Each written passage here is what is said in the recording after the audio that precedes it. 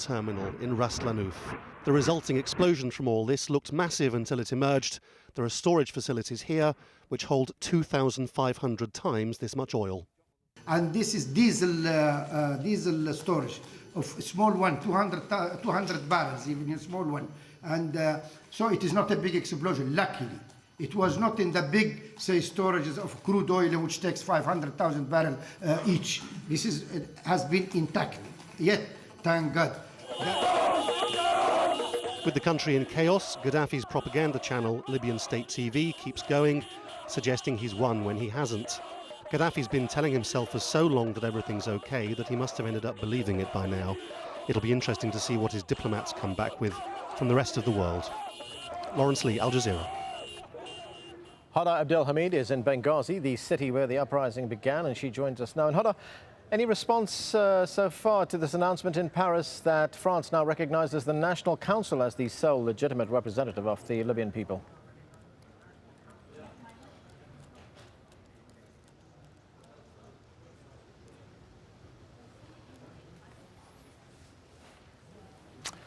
Apologies, sound problems there from Benghazi. Let's move on. The UK Defence Minister says there are alternatives to destroying Libya's air defence system if a no-fly zone is to be implemented. Liam Fox's comments are in contrast with those made by his US counterpart last week. Robert Gates had warned that any plans for a no-fly zone would first involve an attack on Libyan soil. Fox is now in Brussels attending a NATO meeting on possible military options. That's ahead of European Council summit on Friday, expected to toughen sanctions against the Gaddafi regime. France says it recognises the opposition National Council as the only legitimate representation for the Libyan people. Envoys from the opposition have been meeting with the French President Nicolas Sarkozy in Paris. It comes on the eve of an emergency EU summit called by France and Britain to work on a humanitarian and political response to the crisis in Libya. Yemen's President Ali Abdullah Saleh has proposed a new parliamentary system, and he's promised to prepare a constitution for referendum by the end of this year. But Yemen's opposition says people still want Saleh to step down. Yemen's leader is not the only one to announce reform measures. While facing mass protests in Morocco, King Mohammed VI has made a rare television appearance, promising change. I am addressing my people today because I feel the gravity of the situation and the developments happening to our democratic system. I also want to talk about a review of our constitution and the reforms that we're planning to introduce. We're going to ask for a referendum on the constitution. We have been discussing a lot of constitutional reviews since we ascended to the throne. People in the United Arab Emirates are also calling for a popularly elected parliament. 160 Emiratis have signed an online petition to President Sheikh Khalifa bin Zayed Al Nahyan. The group of academics and political activists want free and democratic elections. Hundreds of students calling for reform in Bahrain are keeping up the pressure on their leaders. They marched to Pearl Square in Manama, the focal point of anti-government demonstrations. They complain of discrimination by Sunni leaders against the majority Shia population. Human rights group Amnesty International has condemned the heavy-handed tactics used by the Egyptian army in Tahrir Square.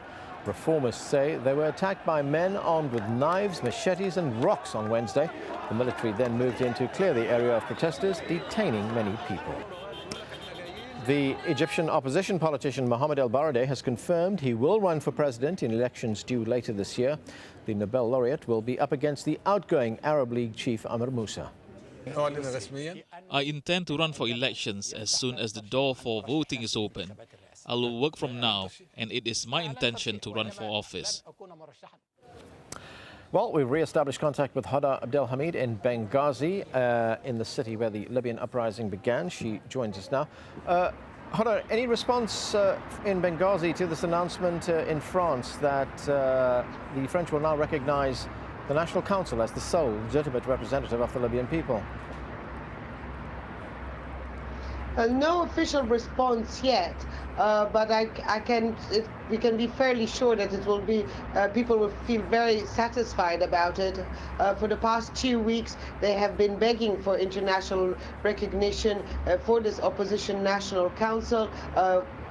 day after day, basically, spokesmen of this council have been saying and have been asking the international community to recognize them as the legitimate representatives of the Libyan people. So I think it will be seen really here as one victory on this sort of diplomatic offensive that is not going on only here in Benghazi, but also in Tripoli. We've seen envoys from the government and from the National Council make their way to Europe, trying to convince the European Union to of their side of the story. So certainly it will be received with lots of satisfaction.